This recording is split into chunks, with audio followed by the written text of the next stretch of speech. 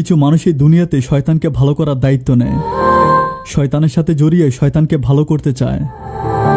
কিন্তু এই বোকা মানুষগুলো জানে না মানুষরূপী এই শয়তানগুলো কখনো ভালো হবে না। এদেরকে দেখা মাত্র আলহামদুলিল্লাহ সূরা পড়ে সরে আসুন। জুতা যদি সবসময় বলে যে আমি কেন টুপির মর্যাদা পাই না, তবে সেটা সত্যি হাস্যকর। নিজেকে টুপির মতো তৈরি করুন যাতে ভুল করে পা লেগে গেলেও মানুষ সালাম করে। দোকানের দামি পণ্যটা মূল্য খুঁজতে হয় না, দোকানদার সবসময় মূল্যায়ন করে তাকে দোকানের ভিতরে রাখে, আর সস্তা পণ্যটাকে রাখে দোকানের বাইরে। তাই কখনো কারো কাছে মূল্য খোঁজার আগে নিজেকে মূল্যবান হিসেবে তৈরি করুন। এই পৃথিবীতে সেই ব্যক্তি সাকসেস হয়েছে যে তার মনকে কন্ট্রোল করতে পেরেছে। খুব ঘনিষ্ঠ মানুষগুলো আমাদের পেছনে আমাদেরকে নিয়ে কি সমালোচনা করে, সেটা যদি নিজ কানে একবার শুনতেন তবে এই নিষ্ঠুর পৃথিবীতে একাই বেঁচে থাকতেন।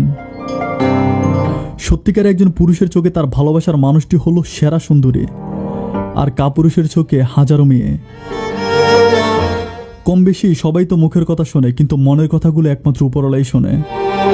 জীবনের গুরুত্বপূর্ণ সিদ্ধান্তগুলো কখনো অন্ধবিশ্বাসের উপর ছেড়ে দেবেন না, তাহলে কিছু বিশ্বাস প্রতি রাতে চোখের জল হয়ে বালিশ ভেজাবে। চোখের জল কখনো বৃথা যায় না, কেউ মূল্য না দিলে সৃষ্টিকর্তা ঠিকই মূল্য দেবে। সবসময় লবণের মতো হবেন, উপস্থিতি না বোঝা গেলেও অনুপস্থিতি সবকিছুকে স্বাধীন করে দেবে।